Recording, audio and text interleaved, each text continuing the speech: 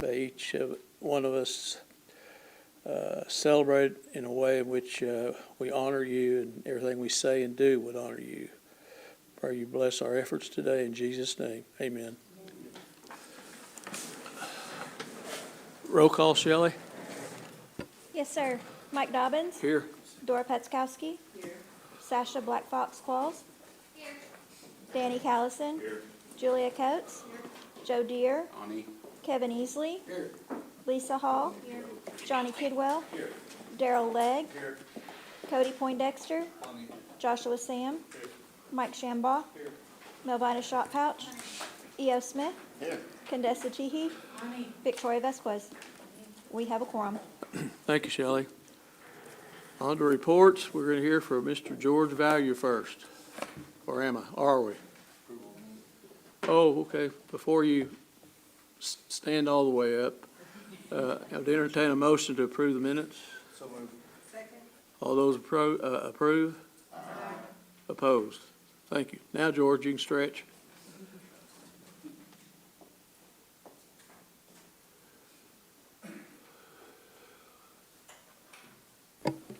Good morning. Morning. I think you have my report there in your packet. A couple of things I wanted to point out.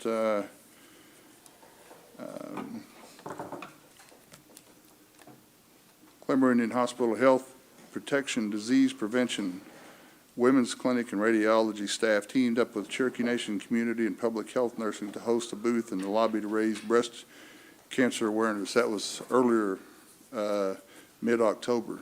Had a good turnout there, and they've had they did a second project, participated in Cherokee Nation Elders Summit with Public Health. So those two, my nursing group and Public Health, I like to brag on Public Health nurses there from that are that's Cherokee Nation program. The nurses you have up there go above and beyond to help us with our patients and with whatever projects we have going on.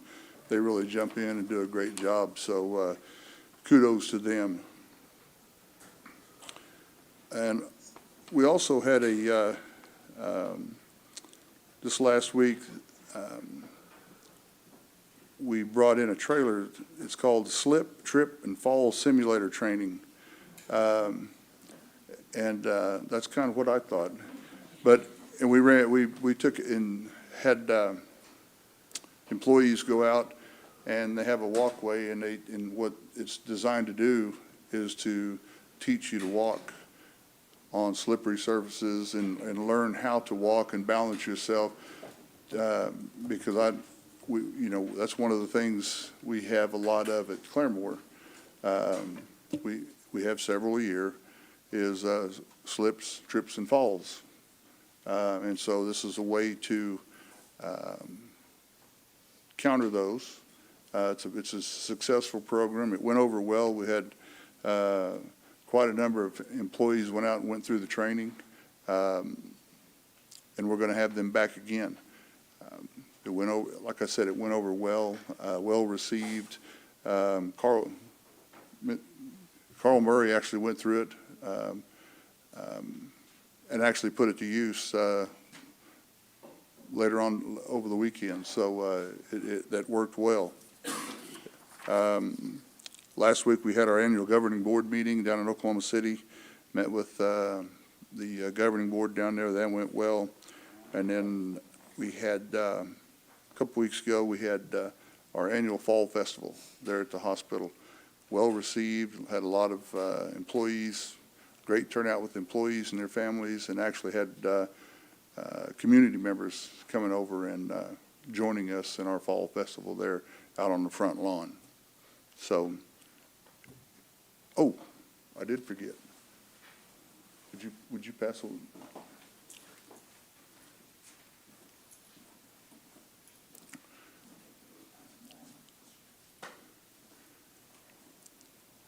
What we're passing out is a business size card that purchase referred care, contract health. We give these out to all of our patients.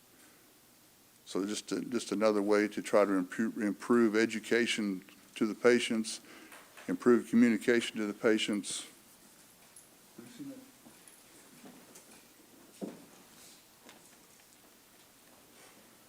It has basic information on it.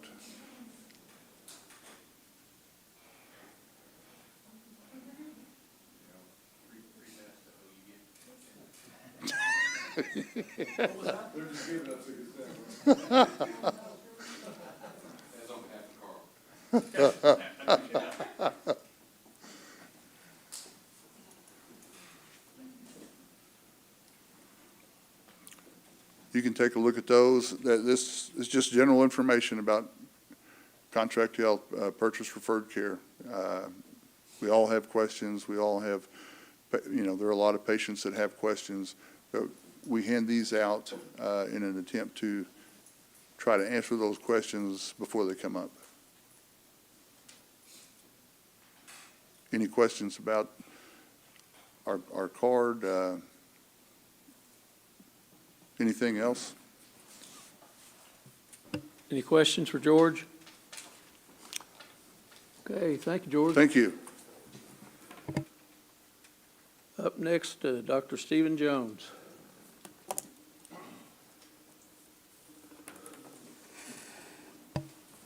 Good morning. All right. You should have my report in your packet. There's a few things I want to go over with the report. You should have got a schedule, too. We sent out of all the flu and COVID vaccine clinics. Did you guys hopefully got that? If not, you can go to the Cherokee.org and go under Health Services, and you'll find that schedule we posted on the website also.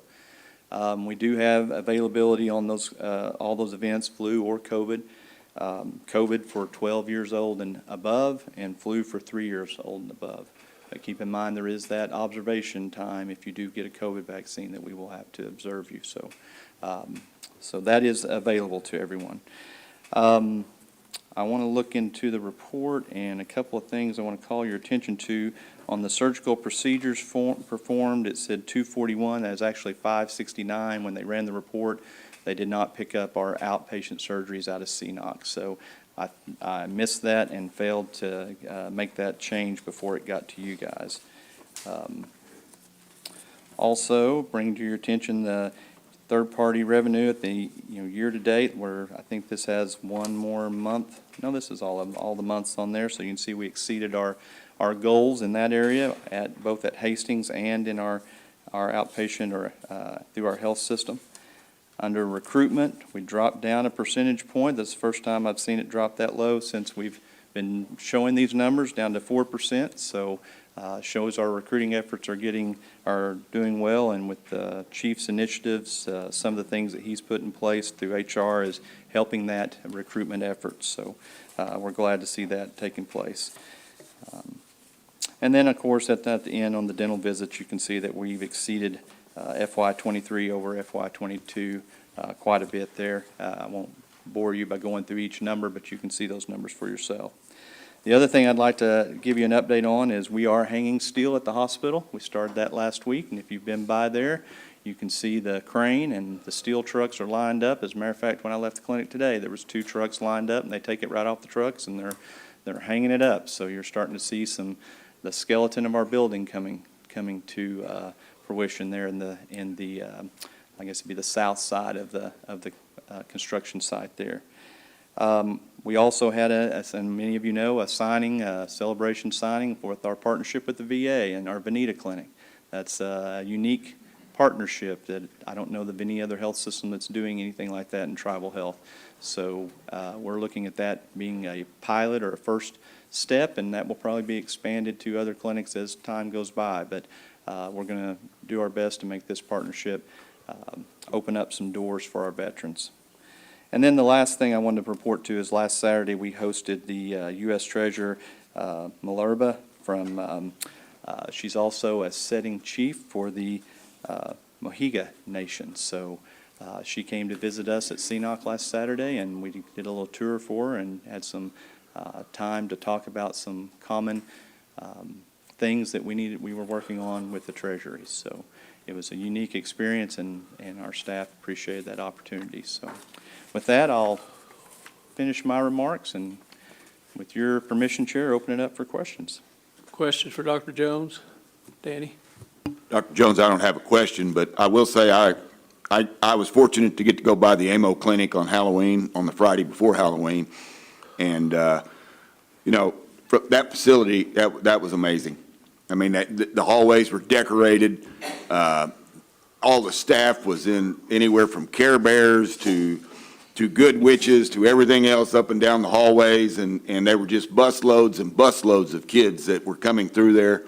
And, that's going above and beyond regular care. That helps the community. So I want to brag on them and thank you for that. I appreciate that.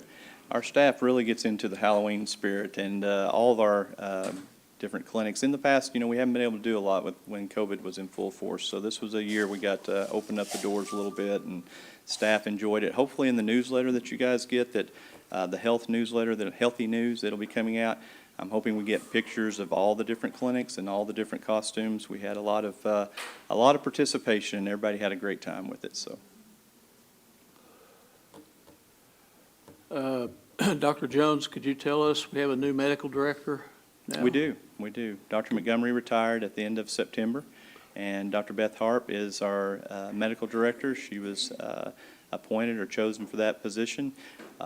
Dr. Harp is unique to us in a way that she is truly what the vision for our healthcare system and growing our own doctors is all about. She's from Westville, went through OSU Medical School, went through the residency with us, and then came to work for us. So, and she's been running CNOC's primary care and been the medical director over CNOC for quite some time. So it's a great thing to see those visions of how our healthcare system and how this investment in our doctors is coming to fruition, and we're starting to see those leaders emerge. Well, don't tell her but I'm planning on inviting her next month to the health committee. Yeah, I actually, scare she her was yet. here this morning for the diabetic awareness signing, but we've got some interviews in Salisaw, and she wanted to go down and be part of that interview process for some physicians that were looking at employment there and recruitment. So she headed straight down there when she left the signing. So she hit the ground running. She hasn't slowed down, and in some ways it's refreshing, but she has a lot of ideas and things that she wants to accomplish as in her leadership role. So it's going to challenge us and stretch us a little bit also. Thank you, Dr. Jones. Joe? I just want to make a comment. You're talking about the Halloween costumes. Some of your staff reach out of the different clinics to other counselors, and we got to be judges. And your staff had some very interesting costumes that were unique, not in a bad way, but were very unique. And they wasn't individuals; it was teams. Yeah. Is the way they did it. So. I know I enjoyed looking at some of the pictures and judging because I was like, never saw that before. but it was sort of a different type of interaction, so it was a great building, and getting able to see that. So I just want to say that was a great idea. Thank you. It's something that's been going on a long time, and like I Yeah. said, we had to take a little break from it, but it's been rekindled, and the staff has a lot of fun with it. It's always that fun time of the year. It so, is. Yeah, because you never know that staff member that has that creativity. Oh, yeah. And I saw some of that, so it was pretty neat. So thank you. That's it, Jimmy. Any others? Sasha? Thank you, Chair. Dr. Jones, I know we touched on this a little bit during our health orientation. Could you give me some more information on our DME there at CNOC? Is that open to anyone regardless of insurance status, or is it just for those that qualify for MERP? So it is open more broadly than just the MERP program. We're piloting it right now because we want to extend it across the whole nation. There are some certifications that we're working on in order to open the doors up wider on that. When we initially put this in place, it was more of a cost-saving initiative because what we pay for things outside of our own doors is quite a bit more expensive than what we can provide it for. So that's how this program started. And it started very small, and now we've gotten up to where we have several vehicles to be able to deliver. We have several employees in that department now. And as soon as we get our certifications all in place, then we're going to be expanding that. So it is available to patients when a prescription for a device is written for them. It's not a walk-in retail type location. It's more of when a provider sees a need for something that, in that small number of things that we provide right now, then we can provide it ourselves rather than going out and paying for it for someone else to provide it for us. DME, durable medical equipment. I think one of the questions I had received is from Salisol, actually. They were previously on MERP, and it's for CPAP supplies. So, going to our PBCs, they now qualify for Medicare. But some of those patients with Medicare, Blue Cross and Blue Shield, when they take that hard script to a DME, now they're required to pay that deductible. They're having difficulty paying for that, whereas before they could go and call it for MERP. So I think that was, And if you have anybody with hardships like that, even if they're outside of the boundaries of our pilot area that we're doing it right now, just get with me and we'll try to see what we can do to find some assistance. thank you. Okay? Before you leave, I want to visit with you as Okay. well. Thank you. Absolutely. Okay, thank you, Dr. Jones. Okay. Thank you. And for Public Health, we have Miss Lisa Pivek. Hi, Lisa. Good morning. It's good to see all of you. I've missed you the last couple of months, but it's good to be here on a beautiful November morning. You have our report in front of you. It's a pretty lengthy report, but I want to highlight just a couple of things and then be happy to entertain any questions that you might have. I know we've been talking about public health accreditation forever, and it's finally there. They voted last week, and we should know any time about our reaccreditation, and I feel very confident in that. I wanted to bring your attention to a partnership we have with the Harm Reduction Clinic that's operated by Health Services. Our public health nurses are now out in the field doing Narcan training with different groups of people, so they just started it not long ago. They've trained about 200 so far. They train on the proper way to use it. They worked with the Muskogee Department of Transportation, I know, reached out to us to train a lot of their folks, and they're out there trying to find other folks who might, or other groups that might want to have the training, and they do get 1 dose of Narcan with the training. I wanted to bring your attention to some internal collaborations that we have going on through our monitoring, surveillance and evaluation program. That program is building out the public health surveillance system, but in doing so is partnering with lots of internal divisions across Cherokee Nation to offer both data collection and surveillance, but also evaluation. And our goal is to build very strong internal evaluation capacity so that we can keep a lot of those projects, whether they be in public health or external to public health, inside the Cherokee Nation, keep those dollars going back to our people and to our employees and to our fields. And it also provides for a great evaluation team as we learn across the board. We're working closely with Human Services. We're working closely with Environmental Services. They're working with the Cherokee Nation Health Services on a syphilis project, and there's a whole variety of others. And this also feeds into the Working Together project that's in your packet that you talk about. And part of working together is starting to help each other collect data and figure out how we can collaborate better and stretch our resources across divisions. The WIC Farmers Market in summer EBT is over for this season. It ended at the end of October. It was our first farmers market season with WIC for both a Cherokee Nation farmers market and a USDA farmers market.